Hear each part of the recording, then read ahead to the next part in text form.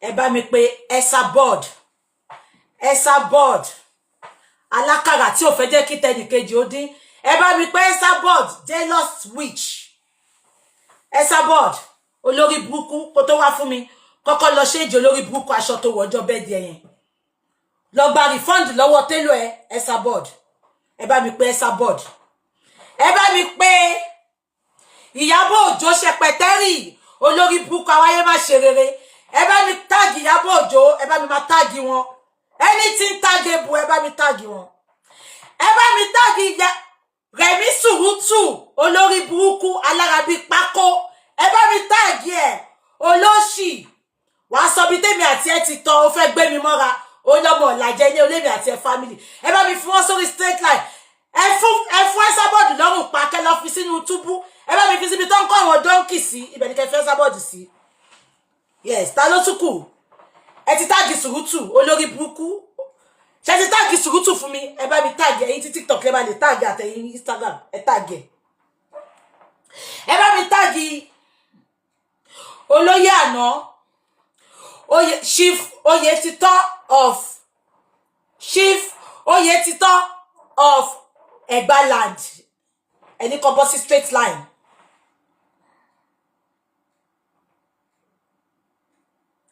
Ẹ bá mi tag Sean olórí burúkú jìgólò ẹkùn ọkọ táwa ní kọ́kọ́ ló ń do gbogbo àwọn tó fún mi ní information pé ń do àwọn wà ń bí mi kàn ní dárúkọ. Ẹ bá mi tag àṣànà ṣáàgì oko bó ṣe ń ṣànà ló ṣe ń ṣá oko jẹ ló ń ṣá ẹpọ̀n jẹ. Ẹ bá mi tag àṣànà ọmọ ẹ ṣe bẹ́ẹ̀dẹ̀ lánàá ìpàkọ́ ló kọ sí wa kọ ojú ẹ̀ sí wa àti mọ̀ bẹ̀rẹ̀ jẹ́ ká mọ̀ parí ẹ̀ àṣànà àti mọ̀ bẹ̀rẹ̀ pápá lòlò jẹ́ ká mọ̀ parí ẹ̀. Ó ti rí pójú ó ti ń dàgbà gradually ojú ẹ̀ ti ń jojú dádì beautiful ojú ẹ̀ ti ń jojú dádì ó wá kọ ẹ̀yìn sí wa àti mọ̀ ìbẹ̀rẹ̀ ìtorí jẹ́jẹ́ la jókòó sórí social media tó jẹ́ ká mọ̀ ìbẹ̀rẹ̀ jẹ́ ká mọ̀ ìparí ẹ̀ ó máa kọjú ọmọ yẹn sí wa tó bá kọ́ sí wa ikú òjijì ló máa kó àṣànà. Ẹ bá mi tag àṣànà. Ta ló tún kù? No ṣe rí wọnú ikú wọnú wọ court case àwọn èèyàn ajá Ìyábọ̀ ni olórí burúkú tó fòbò ránṣẹ́ sí Ṣọlá Dorcas Adéyínká àwọn ajá nìyẹn ẹ fà wọn ẹlẹ àwọn èèyàn máa fi wọn hun pákó ni àwọn tí ìyá máa bá lè ní àwọn mo ti dárúkọ fún yín yẹn. Ṣé ti tag wọn? Ṣé ká kickstart? Ẹ sọ fún mi tẹ́ bá fẹ́ ká bẹ̀rẹ̀ ẹ sọ fún mi. Once again, I want to welcome every one of you on board. Mo ti sọ fún yín mo gbóyìnbó òyìnbó máa ń jẹ́ kí ó máa ń fún mi ní body pain. So mi gbóyìnbó ṣó ti yẹn. So let's start. Let me go to mo fẹ́ máa play gbogbo ẹ̀ pẹ̀lú evidence ni. Ẹ bá mi tag lady kan báyìí lady yẹn máa ń kọ update mo ti gbàgbé orúkọ ẹ̀ mo rí pé ó ṣe update kan wọ́n send update ẹ̀ sí mi ó dẹ̀ gbé ojú mi sí. Ẹ bá mi tag lady yẹn because mo like kéèyàn máa wà straightforward.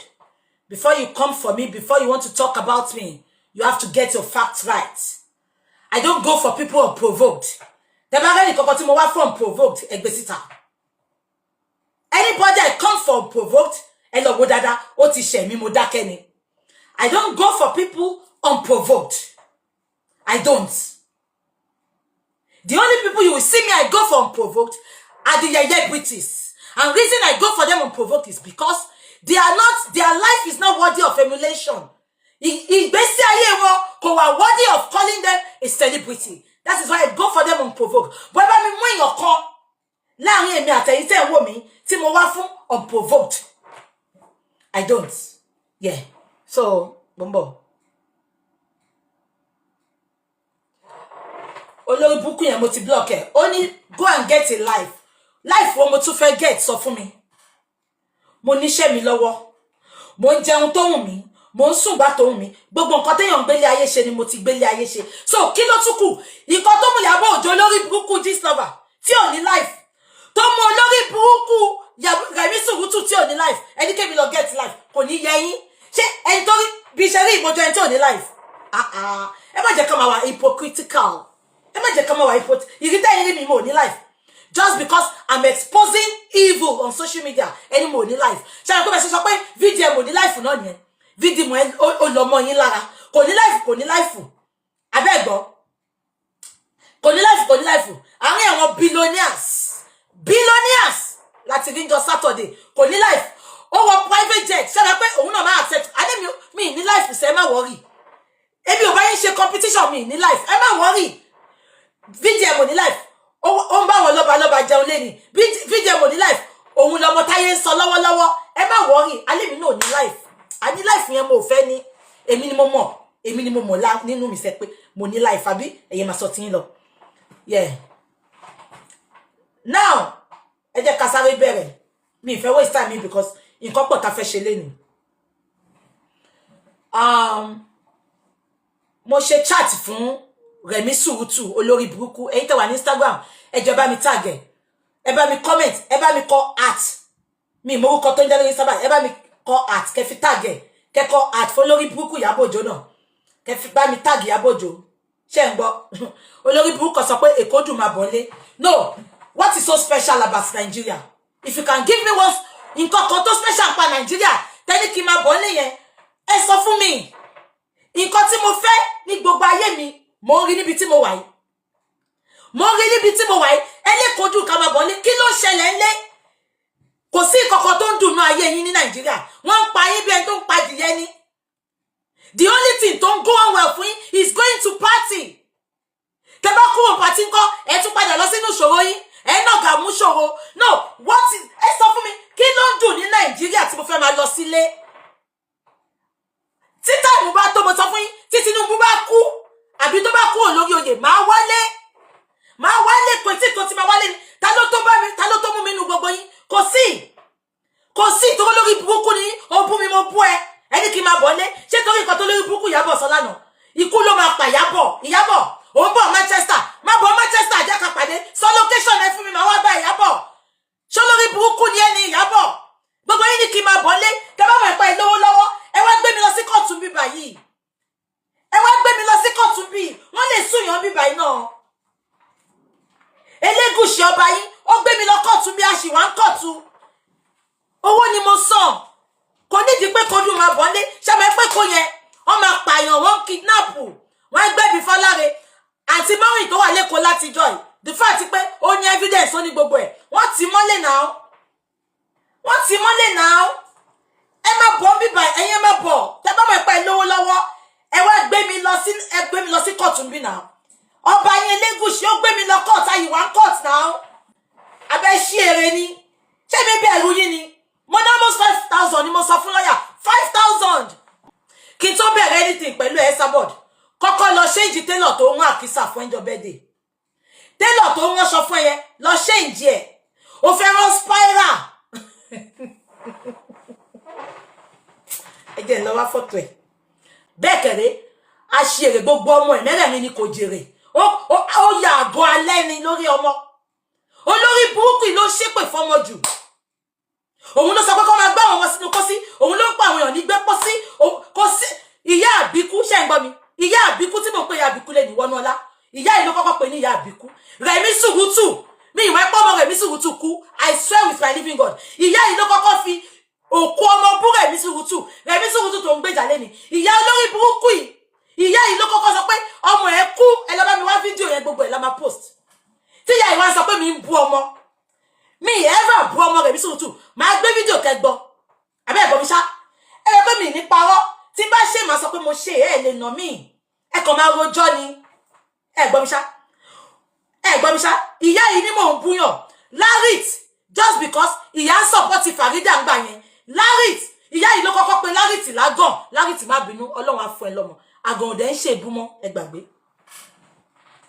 ìlú tí mo wà iṣẹ́ tí mo ṣe ó jẹ́ kí n rí pé àgàn ń ṣe ìbú òyìnbó mi á sọ fún ẹ pé òun ti wà ní marriage for 50 years àwọn decide pé àwọn ò fẹ́ bímọ ẹ̀gbọ́n mi ṣá ìyá yìí ló kọ́kọ́ pé Larit lágàn just because ó ń support Farida ìyá olórí burúkú yìí òun ló jẹ́ ká mọ̀ ẹ́ pé ọmọ Rẹ̀mí Sùrùtù kú mi ẹ̀mẹ́ pé mo sọ fún yín mo ò kí ń wò wọ́n mi ì mọ̀ anything nípa wọn gbogbo ebu tẹ́ bá rí tí mo ń bá wọn mu ní tíátà ẹnu ìyá yìí ni mo ti ń gbọ́.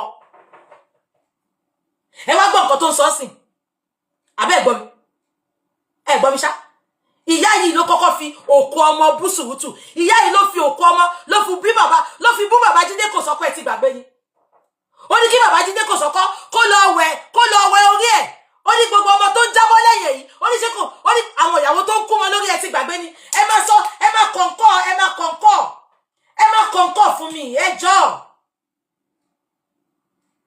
Tó bá wá fún yín tẹ́ bá wá fún wọn tó bá rí pọ́wọ́ yín ju tí wọ́n lọ wọ́n wá put narrative síta.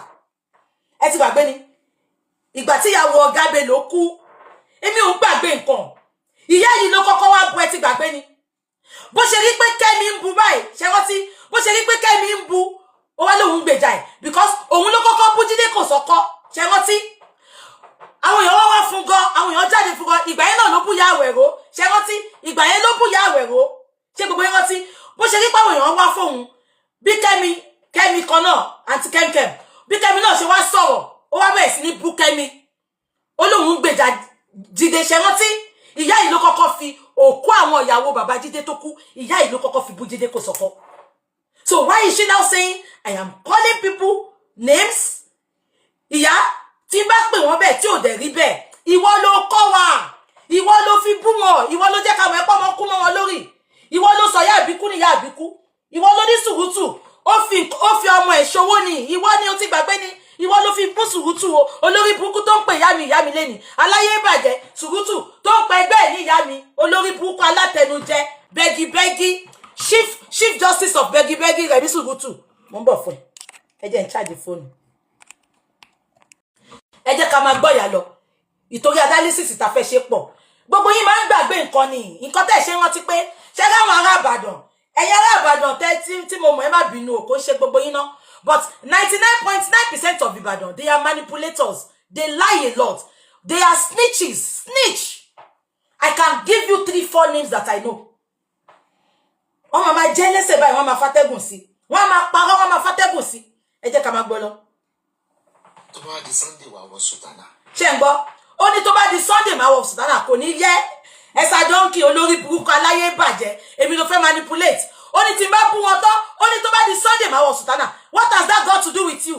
Ṣebí wọ́n lọ sọ fún ẹ̀jọ̀ sí pé Genesis ó gbé ifá sí abẹ́ pẹpẹ olówó èèyàn kan lọ láti Dublin.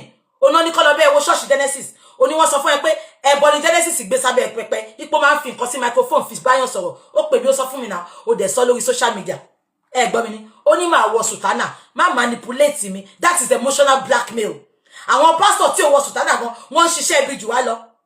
Gbogbo wa la gbọ́ gbogbo nǹkan tó ní Àgbàlá Gabriel ṣe mélòó àwọn pásítọ̀ tó ní ṣọ́ọ̀ṣì tó ń gbé ọmọ ọjọ́ ṣépè tó ń ṣe ògùn sọmọ ọjọ́ ẹ̀wọ̀n lórí burúkú ó fẹ́ ṣe emotional blackmail ó ní tó bá di Sunday wà sùtánà olórí burúkú ẹ̀sà bingo ìjọ òun ti wọ sùtánà gbẹ̀yìn mí ń lọ sẹ̀lẹ̀ láti jọ ẹ̀ Èkó nìkan máa ti ń lọ sẹ̀lẹ̀ bìkan máa ń sọ gbogbo sẹ̀lẹ̀ tó wà ń lo òyìnbó bí kan máa cross fork kan dóyàwó níyàwó kan fògùn sẹ́nu kan fi gbowó lọ́wọ́ ọmọ ọjọ́ mí ń lọ ṣọ́ọ̀ṣì mọ́ Ìkórè ni máa ń lọ Ìkórè tí mo dẹ̀ ń lọ kẹ̀ mí ń lọ mọ́ gan Ìkórè Jerusalem lọ́nà mi lọ́nà sẹ́mi ìdẹ̀rù pé máa lọ mọ́ and I have my reason tí bàbá salvation tí mo ti bẹ̀rẹ̀ Manchester nìkan mò ń lọ sìn so Esabod dá padà olórí burúkú mi lọ ṣọ́ọ̀ṣì mọ́ má manipulate me emotionally àwọn pastor gan àwọn àfà àwọn ló ṣoògùn jù ṣe bí gbogbo èèyàn mọ̀ wá tèmi ẹnu ni mo fi ń sọ olórí burúkú aláyé bàjẹ́ eléwé kọríándà agbó òtàmọ́ olórí burúkú tó ti jẹ́ káwọn ọmọ ìlú tí náà ọ̀rọ̀ kọ́ dèní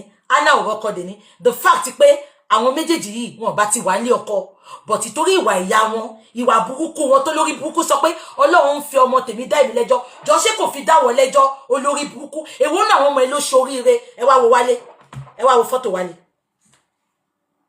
ẹ wá wo fọ́tò ọmọ ọkùnrin ń bọ̀ ẹ hold on ẹ wo fọ́tò ọmọ ọkùnrin ẹ wo ẹ̀yin TikTok ẹ lè rí ẹ wo fọ́tò ọmọ ẹ àwé jẹgbó fagbó àwé jẹgbó ẹ wo Instagram àwé jẹgbó Wálé nìyẹn o àwé jẹgbó fagbó àwé jẹgbó olọ́mọ mi mú gbó Wálé ló kọ́ bọ́ ṣe mú ẹ̀sà mọ́ǹkì olọ́mọ mi mú gbó Wálé ló kọ́ bọ́ ṣe mú colleague ni wọ́n senior colleague ni Wálé ló kọ́ àwé jẹgbó fagbó ṣe ti rí TikTok àwé jẹgbó fagbó àwé jẹgbó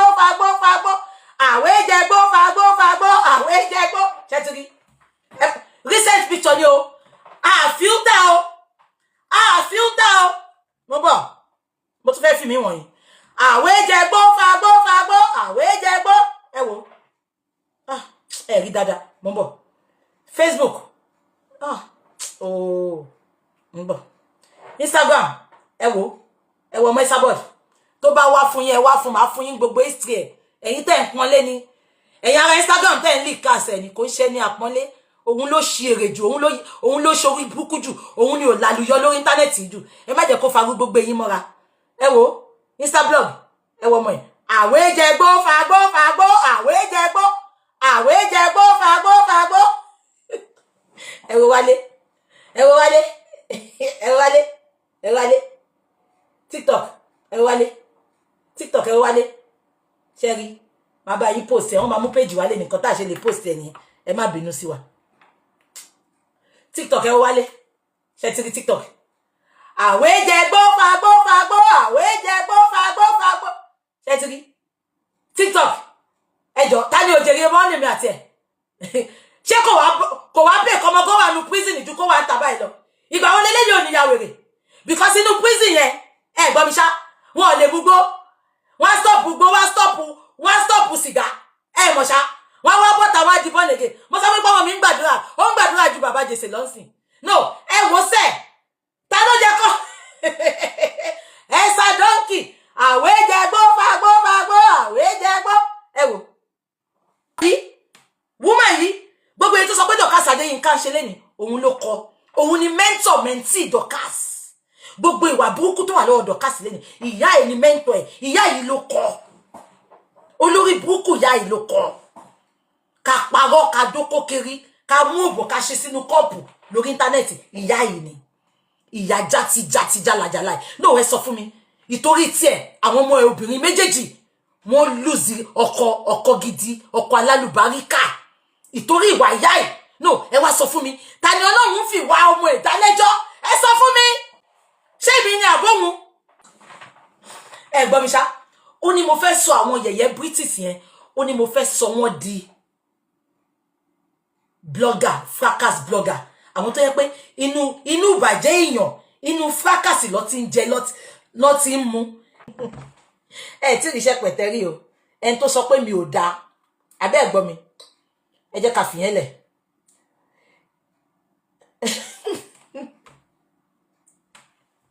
ẹwẹ́ tó ń búyàn ẹwẹ́ sadọ́ǹkì ẹwẹ́ tó ojú ẹ̀ dàbí ìgbẹ́jẹ̀dí ẹwẹ́ tó ń búyàn ẹwẹ́ tó ń búyàn ẹwọ búkọ ẹwọ mọ́ǹkì tó ń búyàn ẹ mọ̀ rágùntàn ẹ lọ Google lọ rágùntàn lórí social media kẹwọ owó ẹran tó ń jẹ bẹ́ẹ̀ ẹwọ ẹni tó ń búyàn ẹwọ lipstick òun náà ló máa fi ṣáì ṣáàdò ó lé mi ò dá ẹwọ kí ni gbogbo ìdọ̀tí ẹwọ spiral ẹ lè rí dáadáa o ẹ wo ẹ lè rí style yẹn dáadáa ẹ má worry máa ṣe what I order versus what I got máa ṣe fún yín máa lọ mú aṣọ tó fẹ́ copy máa wá gbé sẹ́gbẹ̀ aṣọ yín olórí burúkú ṣáná ló ránṣọ yín ni ẹ wo lórí burúkú kan sọ pé she's old Rita Giwani. Oh, Rita Giwani, she's old, but look at what she's putting on. This is a bust. Olórí burúkú ló máa sọ pé òun lówó jù lórí internet. Oh, buddy, she's old. Ṣé sọ pé mo dàgbà mo ṣogeri owó ni ò sí. So, màá di 65 fún sí. Màá máa múra bí olórí burúkú tí ò rí jẹ́. Tó fi nẹ́ẹ̀tì, aṣọ ṣẹ́gì, tó fi rán ready made. No, báwo ló ṣe máa dúró? Nǹkan tí Spyro ṣe Spyro nìyẹn. Ẹ gbọ́ mi ní. Ó fi aṣọ nẹ́ẹ̀tì aṣọ ṣẹ́gì ó fi rán Spyro nǹkan tó ṣe Spyro nìyẹn tí ò fún ní Spyro tó fún ní Spyro. Ìyábọ̀ Òjó gbogbo yín lẹ mọ̀ bá ṣe bẹ̀rẹ̀ justice for Mohbad mi attack Ìyábọ̀ Òjó rí àfìgbà táṣìírí ẹ̀ tú nínú WhatsApp group ṣe rántí pé àwọn show tó máa ń ṣe gan mo máa ń ṣe ẹ̀ ni ṣe rántí ìgbà tí Ìyábọ̀ Òjó wá ta wá rí pé ó ṣèkà nínú WhatsApp group ṣe rántí mo wá ìgbà yẹn mo fi bẹ̀rẹ̀ sí ní bu tí mò ń bu mi dẹ̀ tí lọ fún ọmọ Ìyábọ̀ Òjó rárá because ọmọ ẹ̀ ò tí ṣe wedding gbà yẹn but kí ni Ìyábọ̀ Òjó ṣe ó ṣe fídíò ńjọ́ náà tí n bá padà wá máa wá play fídíò yẹn Ìyábọ̀ Òjó ló kọ́kọ́ bọ́ta ló ṣe fídíò ló bẹ̀rẹ̀ sí ní sọ̀rọ̀ sí ọmọ mi tẹ bá rí pé mò ń gbé ọmọ Ìyábọ̀ ṣe pé lẹ́ni Ìyábọ̀ ló kọ́kọ́ ṣe fídíò tó come for ọmọ mi that was even kọ́mọ ẹ̀ tó ṣèyàwó máa gbé fídíò yẹn wá pẹ̀lú date and time orí Instagram ló ti ṣe show yẹn níjọ́ yẹn mi wá fún àwọn ọmọ Ìyábọ̀ rárá Ìyábọ̀ gangan ni mò ń wá fún and based on ní pé nǹkan tá rí nínú WhatsApp group tí VDM gbé jáde because èmi yìí mo share video ẹ̀gbà tó support justice for Mohbad èmi share video tí mo ẹran tí mo ṣe show ìjọkọ̀ tí mo ní Ìyábọ̀ Òjó má jẹ́ kán pa ẹ́ o má jẹ́ kán pa ẹ́ o wà careful o wà diplomatic ṣe ẹran tí gbogbo yín not until ìgbà tí Ìyábọ̀ lọ sí Instagram ìgbà tí mo wá rí àṣírí ẹ̀ tó tún nínú WhatsApp group ṣe rántí mo wá bọ́ta mo bẹ̀rẹ̀ sí ní gbé ṣépè ṣe rántí Ìyábọ̀ dẹ̀ máa come back to me kò bú èmi gangan ọmọ mi ló wá fún ẹ̀yin tẹ́ wò mí lẹ́ni ẹjọ́ ẹ sọ fún mi ṣé ẹ̀yin náà ní dá padà fún ibẹ̀ mo bẹ̀rẹ̀ sí ní gbé ọmọ ẹ̀ ṣépè tí mo sọ pé ọmọ ẹ̀ ò lọ́kọ tí mo náà ti dọ́ ọmọ ẹ̀ pa ṣe rántí I never came for her first ó lọ sí Instagram ó ṣe show yẹn fún mi live ní báyìí mo ní show yẹn lọ́wọ́ so fún àǹfààní ẹ̀yin olórí burúkú tẹ́ ẹ sọ pé tí n bá dé kò kí Ìyábọ̀ ọmọ mi wọn bí ìyá láyà ẹ̀dá ṣèbó lóhun lówó ó ń bọ̀ ní UK ẹni kó wá sùn mí sí UK because òun gangan ló kọ́kọ́ wá fún mi mo ní fídíò yẹn lọ́wọ́ ẹ̀rí gbogbo yín tẹ́ ẹ sọ pé kó sùn wọn ṣọ́ọ̀tì ẹ̀ lówó tó máa fi jẹun ni tí ò bá tí ì wá tọrọ tí ò tí ì wá fi òkú gba owó tí ò tí ì manipulate tí ò tí ì blog kò tí ì lè rówó ṣayé ẹni kó lọ bá Elégùṣì kó béèrè lọ́wọ́ ẹ̀ pé èlò lọ fi charge mi sí court ṣèbó ẹni kó ṣèbó bọ̀ ní UK ẹni kó wá charge mi sí UK now ẹni kó wá charge mi kò ní ìdí kí n wá sí Naija is cheap ìwọ tó wá mọ̀ epo tó gbangba sùn lẹ́rẹ́ wá charge mi sí bí wá petition mi torí mo máa ń wọ èyí olórí burúkú tẹ sọ pé Ìyábọ̀ to petitioner kò lè ṣe because òun ló kọ́kọ́ wá fún mi lọ fọ́mọ ẹ̀ ṣùgbọ́n òun ló kọ́kọ́ wá fọ́mọ mi ẹ wá ní kémi dákẹ́ abẹ́ ṣeré àbáyé ń fẹ́ bàjẹ́ ni olórí burúkú ẹ̀sà dọ́ǹkì ẹ̀sà gòrílà ṣé òrí ni òrí ṣò yẹn ikú ló máa pa olórí burúkú ó ṣàwọn bí Ìyábọ̀ ṣe máa fà ẹ́ mọ́ra padà ó ti tẹ́ ẹ̀ because gbogbo nǹkan tó ṣẹlẹ̀ ní Tanzania ló wá gbé síta ó tún àṣírí ẹ̀ ó tún lọ ń lì kí àṣírí ìwọ ló wá àwọn tó máa fáǹsì mọ́ àwọn celebrity I don't need them èmi ni ẹsẹ̀ bá pé máa sọ fún gbogbo yín tipẹ́tipẹ́ ni mo ní àwọn celebrity yìí bùkátà ni wọ́n mi ìdédé wá fún olórí burúkú Rẹ̀mí Sùrùtù ìṣẹ́rántí ó ṣe show kan má dẹ̀ jẹ́ kẹ́ gbọ́ show yẹn because olórí burúkú yá yìí sọ pé mo máa ń dédé wá fún wọn I don't go for people unprovoked let's listen to it ó ṣe show ńjọ́ yẹn mo sọ pé kéèyàn má tẹ̀lé ẹni tí ò fẹ́ tẹ̀lé ẹ gbọ́ mi but tó bá ti di pé ẹ̀ ń ṣépè fún yàn èmi náà á dá padà fún yín ẹ lè tẹ̀lé ẹni tó bá wù yín now ṣe mọ nǹkan tí mo ṣe ń bú àwọn celebrity yẹn because àwọn èèyàn máa ń wò wọ́n láwòkọ́ṣe àwọn followers wọn daft gan wọn ò ní sense of reasoning wọn ò ní their own sense of thinking wọn ò lè ronú fún ara wọn so mo wá rí pé many of them tún máa bọ́ta wọ́n máa promote Tinubu just because ìjẹkújẹ tó ń fáwọn gan jẹ but the fact pé olórí burúkú ni wọ́n ò ṣe dáadáa ẹ wá máa gbé Tinubu bọ́ta káwọn èèyàn tún lọ follow ẹ̀ and you know many of your followers are daft they can't reason with their own sense nǹkan tí mo ṣe ń wá fún wọn nìyẹn ipe ṣé Tinubu tí ò ṣayé dáadáa yìí òun ló tún bọ́ta tẹ́ ń represent mi ní kí Sùrùtù bá support Tinubu but tó wá polówó Tinubu fáwọn tó ń follow ẹ̀ tó dẹ̀ mẹ́pọ̀ àwọn tó ń follow yín daft gan ẹ jẹ́ ká play video tó ṣe tí mo fi fún lésì ẹ jẹ́ ká play yeah. I am not scared. I've been campaigning for so many years. ẹ máa gbọ́. People have been watching me on the internet during campaign time.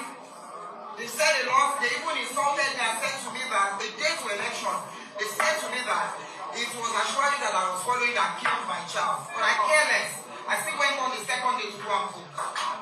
Your vote is your right. Don't let anybody deceive you. Don't let anybody scare you. When I met Tinubu, our Baba is doing well. If you think... Ṣẹ́gbọ́ ibi tó ti kọ́kọ́ bí mi nínú ni. Only when we met Tinubu is doing well. Ẹ̀dẹ̀ máa gbà pé tó ṣe show yìí.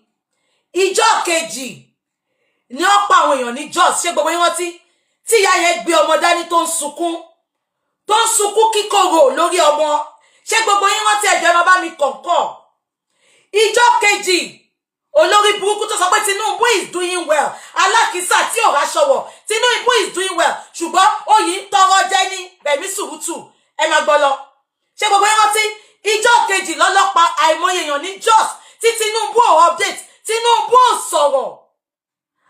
Obìnrin ni mí, abiyamọ ni mí, ìyá yẹn gbé ọmọ dání báyìí, òkú ọmọ, ó ń sunkún sí orí òkú ọmọ. Bó ṣe ń ṣe ní ara abiyamọ ta mí, mo jáde mo ṣe show, kò ní yẹ gbogbo yín. Rẹ̀mí, o máa gbé second born yẹn, o máa gbé sí ni àdàbí tí n bá kọ́kọ́ wá fún ẹ. Ẹ máa gbọ́ lọ.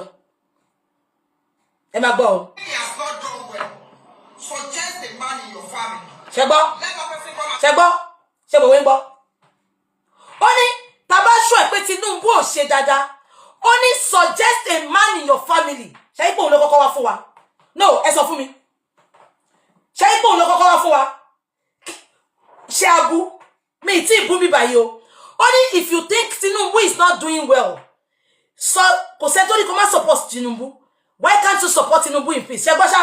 Ó ní suggest a man in your family. Kí ló fà yẹn? Àbú ẹ̀ náà. Ó ti sọ pé o máa support ẹ̀. Kò sẹ́ tó ní kó má support. Why are you referring to our family just because you are supporting Tinubu? Nǹkan tó sọ tí ó fi bí mi nínú ni. Ẹ wá wo show tí mo ṣe. Ẹ jẹ́ kí n sáré play show tí mo ṣe. Ẹ má bínú. Because irọ́ ni mo hate. Ẹ gbọ́. Ẹ bá mi tàgì Rẹ̀mí Sùrùtù olórí burúkú. Olóṣì kò lálùyọ nínú eré tó ṣe. Ó ṣe Yorùbá kò, ó ṣe Yorùbá fíìmù, ó sọ Yorùbá kòtà. Ó sọ ègùn. Èdè ègùn ló fọ́lì jù láyé ìkòtà. Ó ò lè ta Rẹ̀mí Sùrùtù olórí burúkú. Ààrẹ dàbí táyà ń dà yìí. Ẹ̀wọ̀n tó bá di àdìrẹ, tó bá táyà ń dà yìí àdìrẹ. Ẹ jẹ́ ká play nǹkan tó sọ. Ẹ jẹ́ ká play nǹkan tó sọ. Túndé ìgbọ̀ntì dà. Kò sẹ́ tó ní kẹ́ má campaign fún Tinubu. Don't get me wrong, please. Ṣé gbọ́? Ṣé ẹ gbọ́ mi ṣá? Kò sí ẹni tó ní kẹ́ má campaign fún Tinubu. Ẹ máa gbọ́ lọ. Kò sí ẹni tó ní káwọn èèyàn má campaign fún Tinubu. But when you are campaigning for Tinubu and insulting people, that is the height of it. Ṣé ẹ mọ̀ nǹkan tí mo ṣe máa ń bínú sáwọn celebrity? Olórí burúkú àwọn celebrity yìí o. Àgàgà àwọn tí Yorùbá fíìmù yẹn. Àwọn politician ò rate wọn rárá. Ẹ̀rí ní last year, àwọn bàbá alápinni, wọ́n bọ́ta wọn láwọn owó gbà. Ọláìyá Igwe, wọ́n láwọn fáwọn lówó. Ìyá Adé Buhari, orí íńtánẹ́ẹ̀tì láti rí tó bọ́ta tó ń sunkún, tó ní wọ́n fáwọn lówó, àwọn lọ sí Àbújá, owó àwọn làwọn ná. Bàbá kan báyìí tó máa ń ṣe táàtì nìbàdàn, ìyẹn náà bọ́ta ó ń sunkún. Rẹ̀mí Sùrùtù, you are a very stupid woman, ma. Ẹ kàn dàgbà ní ẹ̀dánú. Ó wá ń parọ́, ó ní wọ́n fọmọ bú ẹ, wọ́n bú mi, ìtorí mo support Tinubu, irọ́ ló pa fún wa evidence. You are saying all those things just because o fẹ́ validation, just because o fẹ́ kó fún ẹ lówó. Àti dábò tí support politician Rẹ̀mí Sùrùtù, ó làlùyọ, ó rí bá ti ṣe òwò náà gbégbà. Ojú kan ló wà bí omi adágún, ó rí ṣẹ́, ó máa tọwọ́ ní, ogun àtọwọ́ ní, aṣọ àlòkù yá aṣájẹ́ ló ń wọ̀ kiri, ó bá sáìsì ní, nǹkan tó bá bá lórí gbẹ́kàtà gbọ́ ayé. Olókìrìmù kò yọ lára ẹ. Ẹ mọ̀ nǹkan tó wá sọ tó bí mi lójú. Ọláìyá Igwe tó gbé okó ẹ̀dí okó kárọ̀tì yẹn tó lọ wẹ̀ lójú fún Tinubu ṣì ń gbá kò rí gbà. Rẹ̀mí Sùrùtù, ó béèrè lọ́wọ́ Ọláìyá Igwe ni. No, tẹ́yìn bá fi òpéjọba Tinubu ń dùn mọ́ yín. Ro tàwọn mẹ̀kúnnù tó wà Nàìjíríà. Ẹ jọ ṣé mo jẹ̀bi? Ẹ máa gbọ́ lọ o. Ro 1 million and 1 people tó sọ́fà ní Nàìjíríà. Eku òkè bí eku, ẹyẹ òkè bí ẹyẹ, olórí burúkú ẹ wá bọ́ síta. Onítàwọn bá sọ pé Tinubu ò lè ṣe, ká lọ gbé bàbá wa jáde kó wá ṣe kó. Ṣé gbọ́? Ṣé rí reason tí mo fi bú? Ṣé rẹ pé mo tún sọ nínú fídíò yìí? Nǹkan tí mo fi dá lónìí yẹn. Mi ìdédé bú wèrè yìí. Ẹ jẹ́ ká máa gbọ́ lọ. Ní yẹ́ Rẹ̀mí Sùrùtù, kò ní yẹ́ kò níyàwó àwọn alátìlẹyìn. olórí burúkú ó ṣe ló papọ̀ bí òbò yá àgbà olóṣì bójú ẹ ṣe rí lòbó ẹ ṣe máa rí olóbò òjì olóṣì ọ̀dà kọ́ọ̀dù tó lòlòlòlò tó dákú ṣebí Gani Solomon ló rà fún ẹ ó mẹ́kú tó sososo tó lọ tọrọtọrọ ní lọ́fíìsì Gani Solomon kò lálùyọ ní ti tíátà kò rí kankan ṣe failure ni in everything àgàn ni ọ̀nà àkọ́ọ̀dù tó wà tó jẹ́ pé tó yí bẹ́ẹ̀kù ló bá tó ẹ̀ lọ́nà Abẹ́òkúta síkò Gani Ọláníwájú Solomon gọ́ọ̀sì ló rà fún ó sùn òdòdó lọ fọ́fíìsì ẹjọ́ ọ̀gá olórí burúkú bó ṣe lọ́pọ̀ ń sọpọ̀ tiwọn tó náà ó lálùyọ náà ó nílé lórí náà ilé mẹ́rẹ́ǹtì fíṣà ìsìlápì ló ń gbé náà very stupid old agadi idiot olórí burúkú olùṣì ọmọ àlè játijàti ó ṣe inú papò bó ṣe rí lòbò ẹ ṣe rí ẹ bá máa rọ́bù obìnrin tó fàìn ojú lẹ ti máa mọ̀ òbó ẹ ò lè dá olùṣì awí tó wọ ìwà àti bùbá olórí burúkú abájọ tó rẹ nílùú ẹ mọ́ olórí burúkú wáyé lọ bá bọ̀bọ̀ yẹn náà wọ́n remember this woman ọ máa gbé wá tọrọ owó lórí íńtánẹ́ẹ̀tì gbẹ̀yìn àwọn politician ló máa wá lọ bá àwọn ló máa sanwó hospital ẹ̀ èmi tí mo sọ bẹ́ẹ̀ ni wọ́n máa gbé wá tọrọ owó lórí íńtánẹ́ẹ̀tì Yomi Sùúrùtù olórí burúkú Yomi Fashlanso olóṣì tẹ bá wò wájú ó jọ yọ ẹ mọ̀ bí young boy ni tẹ bá wò látẹ̀yìn old man ni old man. ṣètìrí ẹ bá mi pé lady tó update yẹn sẹ́ ibo ni mo ti ṣépè fọmọ Yomi Sùúrùtù ẹ sọ fún mi bíbá mo ti kúrò lọ́dọ̀ ẹ̀ sí mo ti bọ́ sọ́dọ̀ Yomi Fashlanso ibo ni mo ti ṣépè fún ẹ̀yin olórí burúkú tẹ́ ń sọ pé mo ń ṣépè fọmọ ẹ̀ I detest liars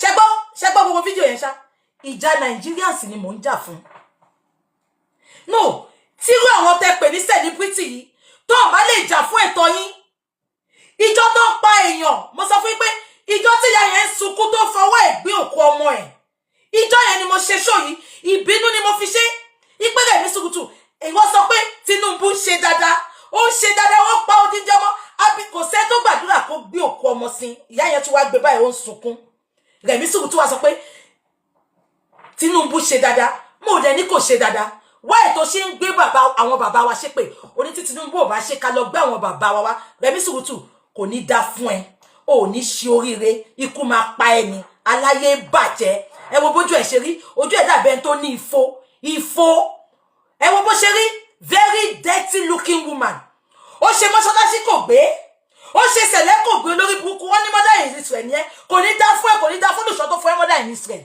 tẹ́ bá lọ wo dáadáa ó ti ń do olùṣọ́ tó fún ní mother in Israel ni eléyìí tó jẹ́ pé orí ló fi rìn wọ́ sẹ̀lẹ̀ ẹ bá mi mú bí tí mo ti ṣépè fọmọ ẹ̀ wá sẹ̀ ẹ̀yin olórí burúkú tẹ́ sọ pé mo gbé ọmọ ṣépè ẹ mú wá now kí ló dé ta mí lára ṣé ń gbọ́ mi my Facebook is here my Facebook is not gone bí a phone ẹni ò dá ṣé ń gbọ́ mi kí ló dé ta mí lára tí mo fi sọ̀rọ̀ yìí máa sọ fún yín lẹ́yìn ọ̀sẹ̀ yìí lásán ṣé ń gbọ́ mi àwọn Nigerians tí mo máa help tó ti tọrọ owó lọ́wọ́ mi 3 ni wọ́n sorry last week 2 èèyàn kan lọ́sẹ̀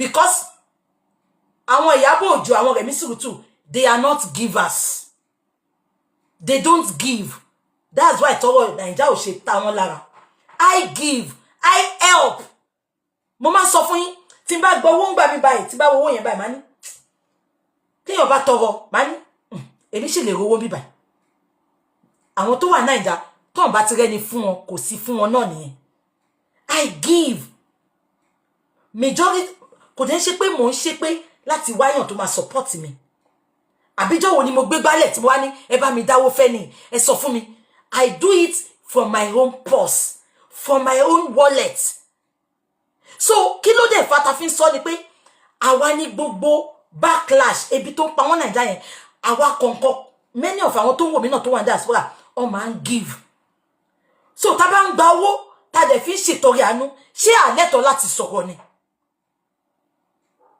èèyàn méjì ló send video sí mi last week ìkan lòun l'accident òun need owó operation ìkan lòun lọ ṣe fibroid ó lòun ò rọmọ bí ipò dé affect òun wọn ṣe lọ bá Rẹ̀mí Sùúrùtù wọn ṣe lọ bá Ìyábọ̀ so kí ni mo dẹ̀ ń fáfáyọ ni pé ìrọ̀rùn igi ni ìrọ̀rùn ẹyẹ tó bá rọrùn fún wọn Nàìjíríà tó ń rí jẹ wọn ò ní má dá wa táwa ní òyìnbó láwùmú.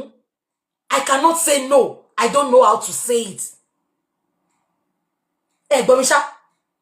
Then apart from that, gbogbo wa la rí bí kidnapper ṣe ń pààyàn lójoojúmọ́. Ẹ jọ̀ọ́, ṣé mo lẹ́tọ̀ọ́ láti sọ̀rọ̀ ni? Ṣé Tinubu ṣe dáadáa la support ẹ ni? Tí olórí burúkú aláyé bàjẹ́ yìí. Tẹ́ wá ní mo ṣépè fọ́mọ ẹ̀. Ẹ mú bí tí mo ti ṣépè fọ́mọ jáde. Tẹ́ ẹ bá mú jáde ẹ máa gbọ́ wọn sí o. Gbogbo ẹ̀yin tẹ́ sọ pé mo ṣépè fún ọmọ ẹ̀. Tí ẹ bá mú jáde ẹ gbé ọmọ sí. Ọlọ́run ò ní fire fún yín. Àjàbí tó yẹ pé ìjà ara mi ni mò ń jà. Àjàbí tó yẹ pé mo ní family ní Nàìjíríà. Ṣùgbọ́n tí ò bá ti jẹ́ bẹ́ẹ̀, Ọlọ́run á bí yín. Tí ò bá ti jẹ́ bẹ́ẹ̀, gbogbo nǹkan tó ṣẹlẹ̀ sí abiyamọ tó gbé ọmọ, tó ń sunkún lórí ọmọ, tó gbé òkú ọmọ, tí Tinubu ò ṣe nǹkan kan, Rẹ̀mí Sukutu, bó ṣe máa gbé ọmọ yẹn tó máa sunkún lórí gbogbo àwọn ọmọ ènìyàn. Àjàbí tí Tinubu bá ṣe dáadáa. Rẹ̀mí Sukutu, mi ì tí bẹ̀rẹ̀ fún ẹ. Ẹ jẹ́ ká wá lọ gbọ́ nǹkan tó sọ. Mo ń bọ̀. Ẹ jẹ́ kí n lọ play video wọn. Wọ́n náà ṣe fídíò lánàá. Ṣàlàyé pé lórí burúkú ẹ sábọ̀dì sọ́lẹ̀ nǹkan. Ṣé ń gbọ́? Ó ní ẹ sábọ̀dì sọ́lẹ̀ nǹkan ṣé ń gbọ́? Ó ní àwọn celebrity yẹn. Ó ní yàn pàtàkì ni wọ́n ní àwùjọ. Ipò wọn ò mọ nǹkan tó dé tí many bloggers máa fi ń rubbish wọn. Now máa sọ nǹkan kan fún yín. Iyabo bring herself so low. Even ìgbà tá à ń ṣe justice for she's nobody anyway tẹ́lẹ̀ náà. Most man sọ fún yín. Bàbá Ìjẹ̀ṣà ló fún ní fame àti Mohbad. Iyabo Ojo was nobody. She was a non-entity. Her guts people detest her guts. I can tell you that. People detest. Since the bá wò mí, ẹ bá mi send ibi tó wà tí tó ti wà lórí stage. Ọdún yẹn náà ló ṣe kíni Bàbá Ìjẹ̀ṣà. Ẹ bá mi send photo yẹn kí n fi wọn yàn. Ẹ gbọ́ mi ṣá. Iyabo Ojo is nobody. Kéèsì Bàbá Ìjẹ̀ṣà àti Mohbad ló fún ní fame. I can tell you that for free. Boy ibẹ̀ kọ́ là ń lọ lọ́sàn. Ìgbà tá à ṣe justice for Mohbad. Iyabo will stoop so low just because àwọn ìyá àbíkú. There is a story ìyá àbíkú fún ẹ. There is a funny back story ìyá àbíkú. Ṣó ìgbà tí mo wà Nàìjíríà. Ìyá àbíkú tí wọ́n pọ́n lé yìí tó ń lọ sórí chat yẹn. Ìyá àbíkú fẹ́ súnmọ́ mi. Ó ti mọ Wọnúọlá Oyèbọ̀dé, ó ti mọ lára kó máa fans èèyàn. Mo wà nílé ńjọ́ yẹn Lánrè wá gbé mi ṣé ń gbọ́. A fẹ́ lọ sí church end of the year service ní Jésù kọ́. So mo ti bá Lánrè sọ̀rọ̀ pé kó wá gbé mi, wá lóun máa wá gbé mi. Ṣé ń gbọ́. But Lánrè ò sọ fún mi pé òun àti olórí burúkú ìyá àbíkú làwọn jọ ń bọ̀. Mo ti sọ story rí tẹ́ bá rántí. Ẹ ṣe hi. So ìgbà tó dé ó wá ń ta Lánrè wá pè mí pé òun ti wà níta. So bí ṣe déta nínú mọ́tò tí Lánrè gbé wá yẹn mo rí obìnrin kan lẹ́yìn mọ́tò. Èmi ò dẹ̀ ń tètè wọlé torí màá kọ́kọ́ wá àwọn tó wà nínú mọ́tò. Torí ẹ̀ mọ̀ pé èmi máa ń sọ̀rọ̀ kí má lọ sọ̀rọ̀ kan má lọ kọ́ọ̀tì ọ̀rọ̀ mi. Mi dẹ̀ fẹ́ kó Lánrè sí wàhálà. Mo wá yọjú. Ìta ni mo yìí dúró sí o. Mo ní Lánrè bọ́lẹ̀ wá. Because kò sọ fún mi pé òun gbé yàn bọ̀. Ṣé ń gbọ́. Lánrè dẹ̀ bọ́lẹ̀. Àbùkẹ́ àmì. Níta nìyẹn. Ó ní màmá sọ fún ẹ, mo ní Lánrè. Èmi dẹ̀ mọ first wife Lánrè, Rúkà. Mo mọ Rúkà tó bí gbogbo ọmọ Lánrè fún. Olórí búkọ máa lè nìyẹn bí fún Lánrè tó yẹ lọ́bọ́ ṣe ṣọ́kú mọ́ lójú. Ìyá àbíkú. Ẹsábọ́ọ̀dì ló kọ́kọ́ pè ní ìyá àbíkú. Ẹsábọ́ọ̀dì ló jẹ́ ká mọ̀ pé ìyá àbíkú ni ká máa pè é. Ẹ gbọ́ mi ṣá. Àwọn ọmọ gidi tó máa yanjú fún Lánrè, ọmọ mẹ́rẹ̀ẹ̀rin Rúkà first wife ẹ̀ ló bí fún.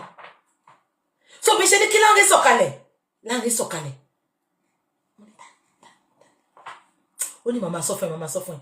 Olórí burúkú àṣewèrè ti rí mi láti inú window. Ìyẹn Wọnúọlá Oyèbọ̀dé ìyá àbíkú. Ó wá bọ́lẹ̀. Tẹ́ bá bó ṣe sáré bọ́lẹ̀. Ó sáré kúnlẹ̀ fún mi. Àǹtí ó dà Lánrè ti sọ̀rọ̀ mi fún bọ́ èmi ò mọ̀. Àǹtí Bukky, hello ma. Ó kúnlẹ̀ fún mi ní. Wèrè tí Ìyábọ̀ ń farms ìtọ́jọ́ farms. Ó kúnlẹ̀ fún mi ní. Ẹ̀dẹ̀ jẹ́rìí èmi. Attitude lady ni mí. Tìlàjẹ́ gbé mi wọ̀ mo fún wèrè l'attitude. Mo kì í mọ̀ lálé kí n mọ̀ ìyàwó. Aunty Bukky ẹ má bọ̀ ma mo ṣe báyìí hello ibi tí mo ti kọ́kọ́ ṣe nìyẹn ibi tí mo ti kọ́kọ́ ṣe nìyẹn mo fún latitude ńjọ́ yẹn ẹ gbọ́ mi ṣá because Ruka ni mo mọ̀ mi kì í mọ̀ ìyàwó kí n tún má lè ẹ lọ bẹ̀ àwọn tó mọ̀ mí dáadáa tó bá fìyàn wọ̀ mí sí pé ìyàwó ẹ ni má mú ayé ẹ wá fún mi mo kì í ṣe pàdípàdí yẹn yeye attitude ẹ ṣe yeye attitude ni mi ó sáré bọ́lẹ̀ ṣe mọ̀ ó fẹ́ ṣe ìyàwó inú mi ṣáà bí mi àmọ́ ṣáà kí mo wọlé bá ṣe jókòó náà lórí burúkú kò jẹ́ ká sọ̀rọ̀ bẹ́ẹ̀ lẹ́nu ẹ̀ ń gbò ẹgbẹ́ mi ló jókòó sí torí Láre ní kí wá jókòó síwájú èmi dẹ̀ ń bínú mò ń bínú míwàá Láre ti léwèrè sẹ́yìn ipe mi ni máa jókòó síwájú ṣóyè yín mi ṣáà jókòó síwájú ẹgbẹ́ Láre ẹgbẹ́ ni mo jókòó sí lẹ́yìn bó ṣe ń sọ̀rọ̀ yẹn náà ló ṣe Aunty Bukky Láre ẹ̀dẹ̀mọ́ pé máa ń fẹ́ sọ òyìnbó lórí burúkú kan òyìnbó tí ò correct tí ò ó wọ sùtánà náà ọjọ́ yẹn báyìí bí yá lọ́mbọ̀dì lọ́wọ́ fún ni kò yé gbogbo lọ́mbọ̀dì gbogbo sùtánà tó jẹ́ kó wà gbogbo ṣéèpù tó jẹ́ kó wà lòdò ìdí ló wà ó ṣàkó sùtánà yẹn Aunty Bukky ẹpẹ̀lẹ́ máa akópalẹ̀ mọ́dún èní ìvù first ni gbogbo bó ṣe ń sọ̀rọ̀ bí ṣe ń wò ní ó kàn ṣe yẹ Lanre stated Lanre saw that you are going to do New Year. We will come and pick you. Money no, I don't go out on New Year's. Mo na wa no man pa ẹran. Gbogbo ọ̀rọ̀ tó bá mi sọ́njọ́ yẹn. Ẹ mọ̀ kẹ́ máa ṣe. Mo fún. Àná ó kúnlẹ̀ kí mi ní olórí burúkú ọmọ yìí. Ibẹ̀ wá kọ́ ni mo ń lọ. Ìgbà tá wá dé George Desuko. Mo fún Láre nsan pé kó jẹ́ ká sọ̀rọ̀. Òun ṣá lọ sínú ilé. Má ní Láre bo lo ti olórí burúkú yìí. Láre sọ pa ṣí ere ma ní ó ní ìyá ìṣá àǹtí mọ́ òun lórí ṣá kóhun fẹ́ kò tí bímọ fún Láre ńgbà yẹn yẹ kò tí bímọ àbó ti bímọ mi ìrántí ṣá ó ní ìyá ó ní ṣo fẹ́ gbọ́ mi ìlọ́mọ yìí fẹ́ one night stand mo fẹ́ fi ṣe ọmọ yìí ò dẹ èmi ti mọ̀ pé kò ní respect pẹ̀ èmi ti mọ̀ pé àwọn ọmọ alátíká àwọn ọmọ tó wà sọ́sí àwọn ọmọ tó ń gbéra náà yẹn ni Láre gangan ló sọ fún mi ó ní ṣe so sọ́sí. She will talk anyhow, kò wà cultured, kò wà comport. Ó ṣàfẹ́fẹ́ ọkọ, ó ní mi bá ti jáde tipẹ́. Ìyá ẹ̀ ló máa ń bẹ̀ mí. Lọ́wọ́ tí mo dẹ̀ wá dẹ́sẹ̀. Tó bá ti padà sí London mi gbé fóònù ẹ̀ mọ́. Bí ṣe mọ̀ pé London ló ti wá ń jọ yẹn nìyẹn. Bí ṣe mọ̀ pé London ló ti wá ń jọ yẹn nìyẹn. Oh, admin, please don't block anybody. Leave them, please. Don't block anybody. Afen to ba bú mi, please. Don't block. If you block them, please unblock them, please. Afen to ba bú mi, please. Don't block anybody. Please. Now, ibẹ̀ kọ́ ni mo wá ń lọ. Wọ́n wá sọ pé wọ́n ṣe show lánàá.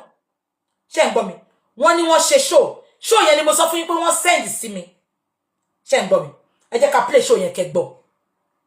Ṣé pé mo ti play gbogbo nǹkan tó ṣẹlẹ̀ láàrin mi àti Rẹ̀mí sìn. Ẹ jẹ́ ká play show yẹn kí gbogbo yín gbọ́. Oh my goodness. Me say Robert point in on Jane go no me. Do you understand? Oh my keep let us say hallelujah. Thank God. Hallelujah, somebody. No, find love no. Because people find love. That's why I say she's a bitter soul. She when it's not bitter, more emphasize name is up a bitter soul. She's a bitter soul. Tí mo ṣe du ara tó, tí mo ṣe du ara tó.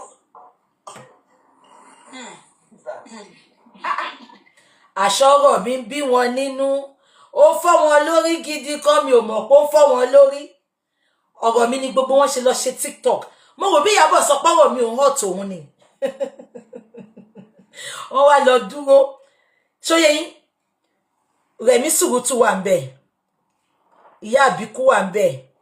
Dọ̀kásì Afọ̀bọ̀jágún of London wà ńbẹ̀. Akim ọkọ àwọn single mother and that guy apply wisdom. Ìgbà tó send video èsì mi.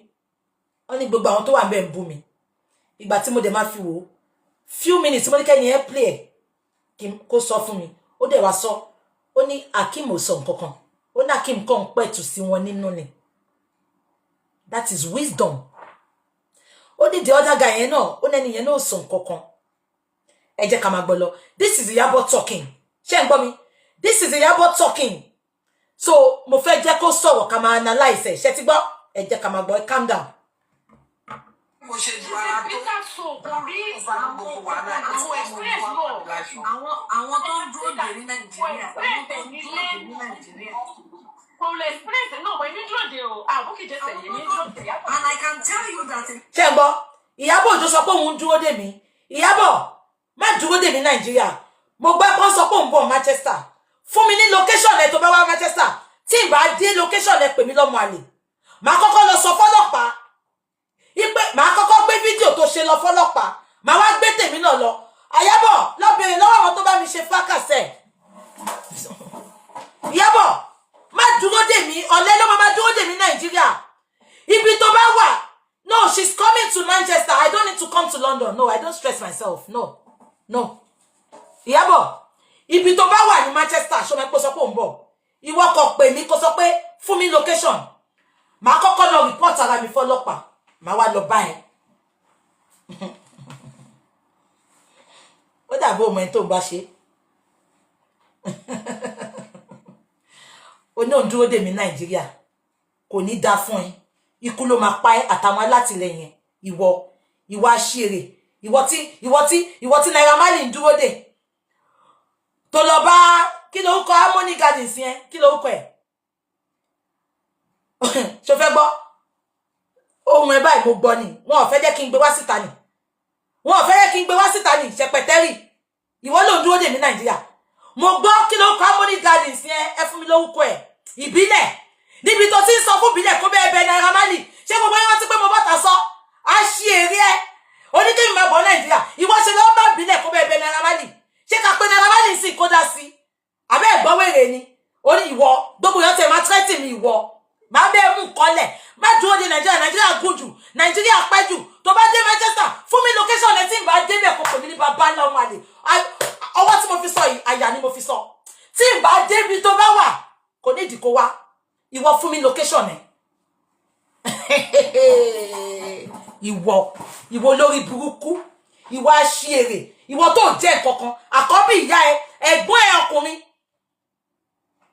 East London bẹ́ẹ̀ kọ́ ló ń gbé tó máa ń tọ ẹ̀gbọ́n lórí burúkú tó máa package yẹn tó bá ti ń bọ̀ Nàìjíríà ẹ bèrè lọ́wọ́ pé ṣé lórí burúkú ẹ̀ tó bá pẹ́ ẹ̀gbọ́n ẹ̀ jẹ́yàn gidi ni ẹ̀gbọ́n ẹ̀ tí ò nílé lórí 1 bedroom apartment ló ń gbé pẹ̀lú ọmọ South Africa ìyẹn ló ń bọ̀ ẹ̀gbọ́n Ìyábọ̀ Òjó tẹ bá rí yẹn á ṣí èrè abẹ́ ẹ̀gbọ́n wèrè ni ìwọ ló fẹ́ threaten mi ó kéré ìwọ ló kéré jù láyé àní ibi tó bá wà fún mi location ẹ̀ tí ìbá dégbẹ̀ gbogbo yẹn pè mí coward wàá mọ̀ pé bíyá BJ lọ́mọogun àbí kò lọ́mọogun ìjọ yẹn ló máa wọ̀n tí ìbá débẹ̀ I swear with my living God má kò bẹ́ẹ̀ mi nìkan máa wá o èmi ò ń fọwọ́ kàn yàn mo ń jàjà gbòòrò o tó ń bá deal pẹ̀lú ẹ̀ kó pè mí lọ́mọ ni àwọn òyìnbó àwọn tí mò ń bọ́ tí mò ń fún lówó àwọn tó wo lọ́bẹ̀rẹ̀ yẹn kan tó kọjá yẹ tó wá sílé mi ń jọ sí àlùfẹ́ kú wọ́n lù bí màálù ni mo kọ yìí bọ́ta sí ni pé kí ló wá ṣe lé mi wo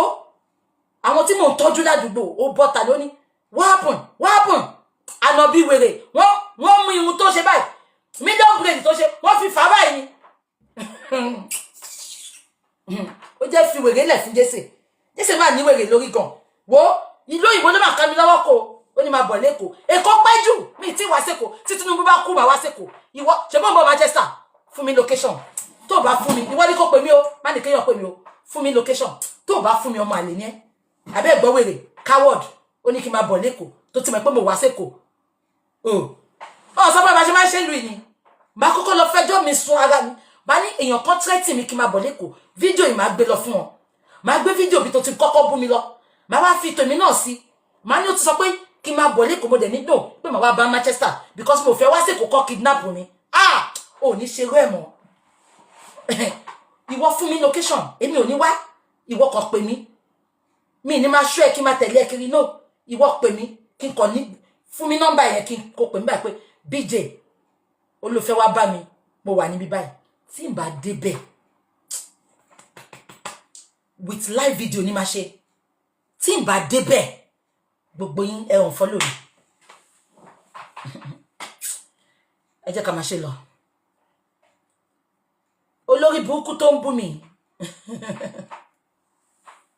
ṣé kí n ṣọ́kì kò dé London rí kó sùn lé ẹ̀gbọ́n ẹ̀ ẹni tó ní ẹbí ní London kí ló máa ń pa wọn ẹ ti mọ àwọn tó máa ń mugbó tó máa ń sùn sí títì yẹn bí ọmọ Esabod bí Wálé bí ẹ̀gbọ́n ẹ̀ ṣe rí nìyẹn tẹ́gbọ́n ẹ̀ bá ń bọ̀ Nàìjíríà ló máa ń package ẹ̀gbọ́n ẹ̀ pé kó má disgrace òun ẹ̀gbọ́n ẹ̀sẹ̀ South African lẹ̀gbọ́n ẹ̀ fẹ́ ní London Jonky God bless you tẹ́ bá rí ẹ̀gbọ́n ẹ̀ àwọn èèyàn máa ń rí ẹ̀gbọ́n ẹ̀ títí mo ti ń tọ́ bá tún ti rí ẹ̀gbọ́n ẹ̀ kan ya fọ́tò ẹ̀ fún mi Jonky lẹ̀gbọ́n ẹ̀ ilé tẹ́gbọ́n ẹ̀ ń gbé gan ọmọ South Africa ṣé ẹ̀ ń gbọ́ mi ṣá gẹ́ yẹn ló ní ilé tẹ́gbọ́n ẹ̀ ń gbé olórí burúkú tó ń ṣakọ fún yín ẹ lọ bí gbogbo ẹbí mi tó wà ń lu èmi ni mo kọ́kọ́ dé lu ipasẹ̀ mi làwọn ẹbí mi fi dé lu gbogbo ẹbí mi tó wà ń lu gbogbo ẹbí mi tó wà ń lu pátá ẹ gbọ́ mi ṣá báwo ni mo ṣe máa dán tí máa rí jẹ kébi máa pa ẹbí mi ẹ gbọ́ mi ṣá ẹ gbọ́ mi ṣá mo máa sọ fún pé mi ìlẹ́bí lẹ́kọ̀ọ́ kò ń ṣe bí gbogbo ẹbí mi ẹbí ni mo kọ́kọ́ dé lu ẹ gbọ́ mi ṣá tèmi bá wíkẹ́ẹ̀dì bí olórí burúkú tiẹ̀ ni mo ní Jonky lẹ́gbọ́n ẹ̀ Jonky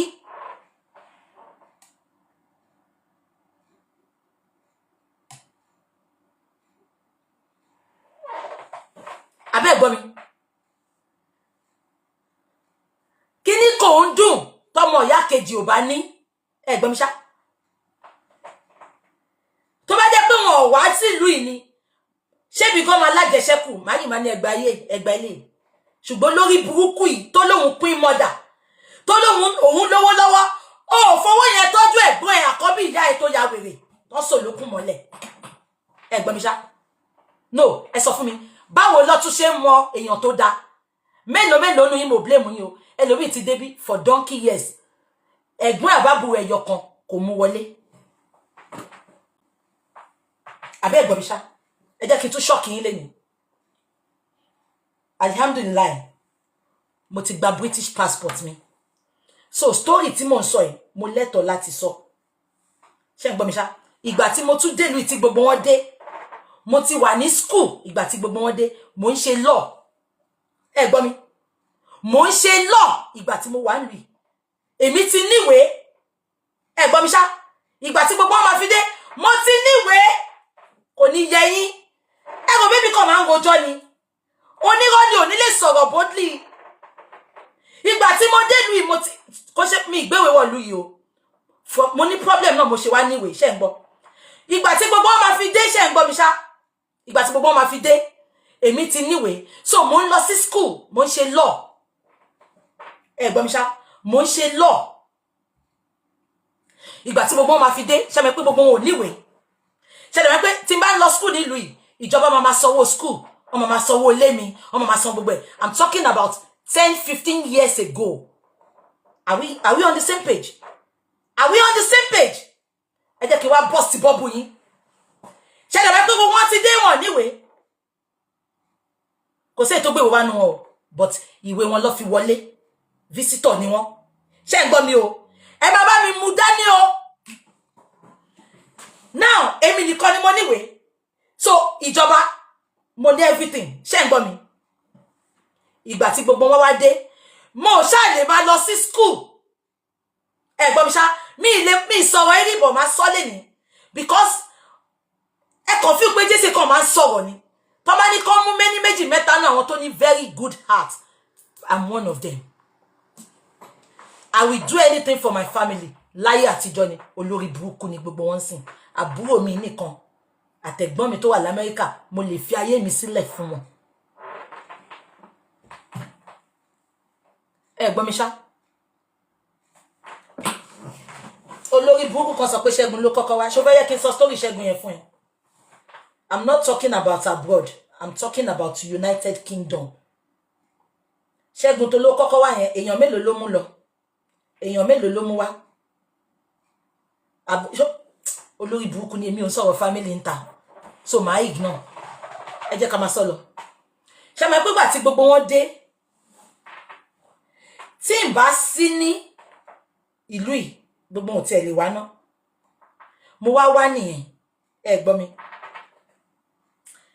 mo dẹ̀ ń lọ school gbà tí gbogbo wọn dé so ìgbà tí gbogbo wọn wá dé yẹn èmi ti níwèé ni mo ṣe ń lọ school wọ́n á san owó ilé mi wọ́n á fún mi lówó because I'm going to school I don't work no it's not my secret kò ṣe secret ìlú yìí mo pay dues mi mo jẹ gbá ẹ no mo jẹ gbá ẹ ọ̀rọ̀ family kan mo ń sọ kò lè incriminate mi sẹ́ mo ti jẹ gbá ẹ mo ti serve punishment ẹ ń wo story mi ni mo láì bẹ́ ṣe máa ń sọ̀rọ̀ gbogbo yín I'm not discussing about my family please I'm not a kid I'm just explaining something I'm not discussing my family mo kàn fẹ́ jẹ́ kó yé yín ni ẹ̀gbọ́n mi ṣá I am not discussing my family ìgbà tẹ́yìn ní kí n má discuss family mi olórí burúkú ẹ̀gbọ́n mi àkọ́bí ìyá mi tó lọ sọ́dọ̀ Esabod tó lọ rojọ́ family mi ńkọ́ tó dẹ̀ jẹ́ pé rọ́ ni gbogbo nǹkan tó lọ sọ́mbẹ̀ I don't want to talk please don't push me let me talk.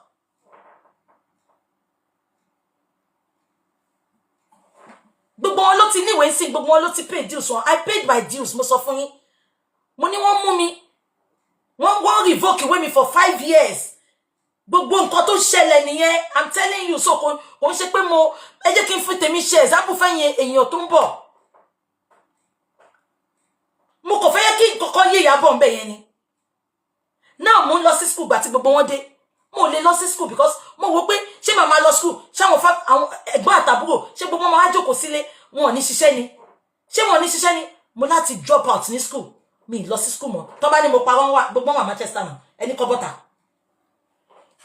tó bá ní mo parọ́ mi lọ sí school mọ́ nítorí tí mo drop school kí dẹ̀ ni mo ṣe drop ẹ̀ kí gbogbo wọn bá lè fiwé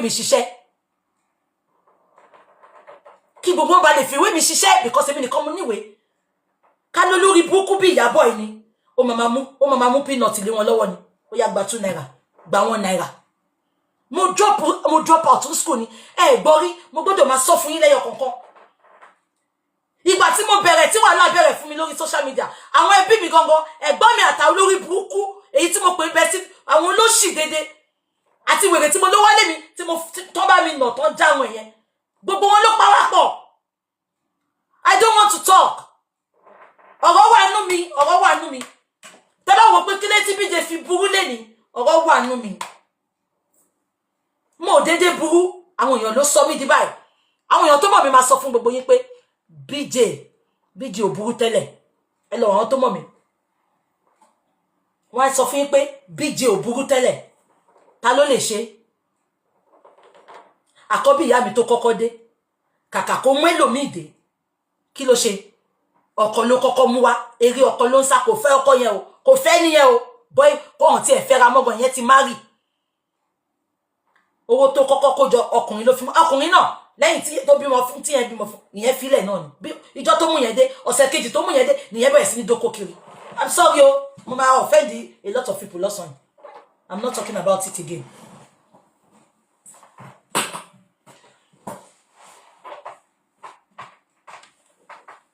Gbọ́ mi ṣá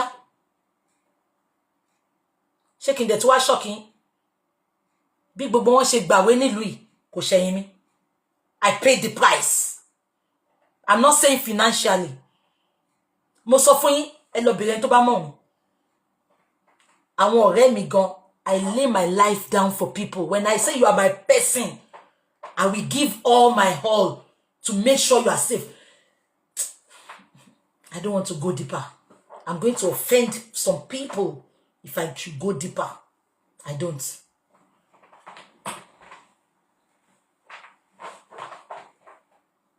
Mo wá fẹ́ bi yín lẹ́ni gbogbo wọn yẹn dà lẹ́ni sẹ́ àní wàhálà tí mo kọ́kọ́ ní àwọn ló lọ pàdé àpòpọ̀ wọ́n wá ń parọ́ má sọ fún gbogbo yín tẹ́ ń wò mí lẹ́ni mi ì lè wálẹ̀ kò sí ìbú tẹ́ fẹ́ ṣe kò sí nǹkan tẹ́ fẹ́ sọ ń pa mi tí mo ti wálẹ̀ láti ìgbà tí fracas ti ṣẹlẹ̀ àní àwòtá lé ó lọ papọ̀ mọ́ta òde gbọ́ mi ṣá láwọn tí mo gbélé ayé mi sílẹ̀ fún tí mo drop out tí mo ṣe gbogbo ẹ̀ kán lè jẹ́ èèyàn àní kan náà àwọn àbúrò ọmọ bàbá mi gan tí mo mú tira ìgbà tó dé tó ń gbé lọ́dọ̀ mi kọ́nu wọn mo dídì pé ni mo ní má sanwó lé o má san kankan mo fẹ́ kankan lọ́wọ́ ẹ mo ní máa mú lọ mo ní ṣùgbọ́n wọn kankan tó bá ṣe fún mi mo ní ṣó ti ní boyfriend lẹ́kọ̀ọ́ ó lóun ò ní boyfriend mo ní ọmọ kan tó máa ṣe fún mi gbogbo owó tó bá ń gbà pátápátá mo ní máa save ẹ̀ tó bá sọ pé òun mú 1 naira sílẹ̀ rí nínú ilé ìgbà tó bá mi gbé ẹni kó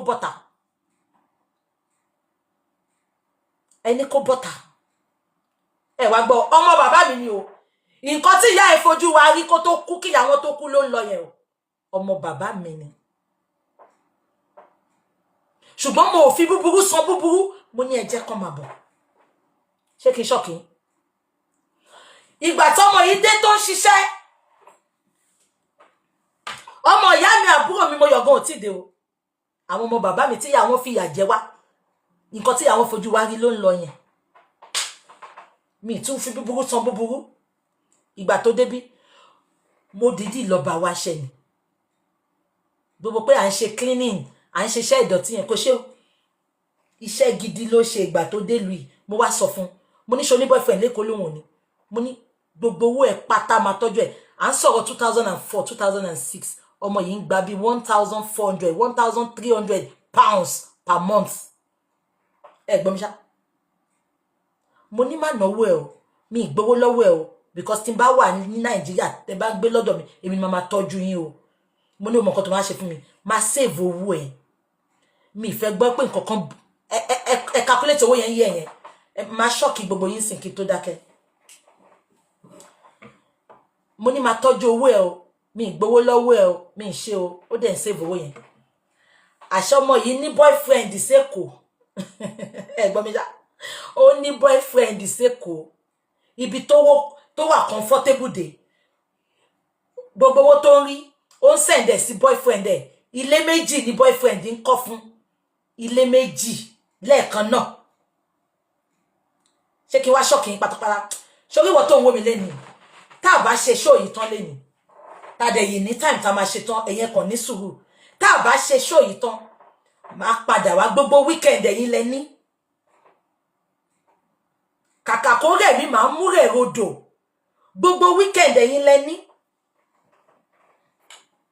ṣe fẹ́ gbọ́ ilé méjì ní boyfriend ẹ̀ ń kọ́pọ̀ lẹ́kọ̀ọ́ ọmọ tó sọ fún mi pé òun ò ní boyfriend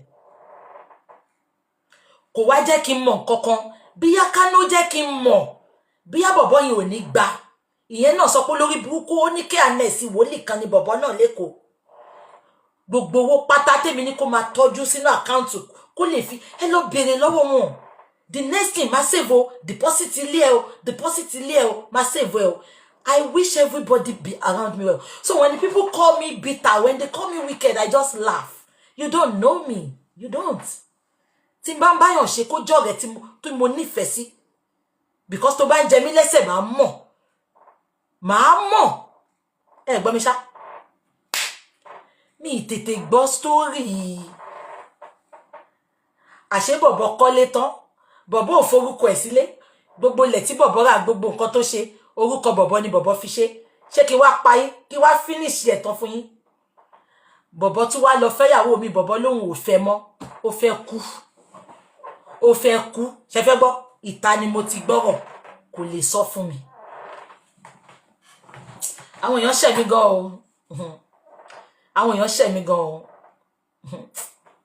àwọn èèyàn ṣẹ̀ mí gan tẹ́ bá rí mi tí mo burú báyìí mi burú àwọn èèyàn ló sọ mí di bẹ́ẹ̀ gbogbo àwọn tí mo ti wọ̀n lọ́wọ́ rí láyé mi ni ṣé fámílì ni ṣáwọn ọ̀rẹ́ ni àdí gbogbo ìgbà tí mo bá àwọn èèyàn sáré ìwé kiri wọ́n ti revoke ìwé tèmi mo níwèé wọ́n ti revoke ìwé mi pẹ̀lú gbogbo àwọn ẹ̀ṣẹ̀ tí mo sọ yẹn ẹ gbọ́ mi ṣá wọ́n ti revoke ìwé mi bá wá máa sáré wọ́n gbọ́dọ̀ níwèé o wọ́n gbọ́dọ̀ níwèé o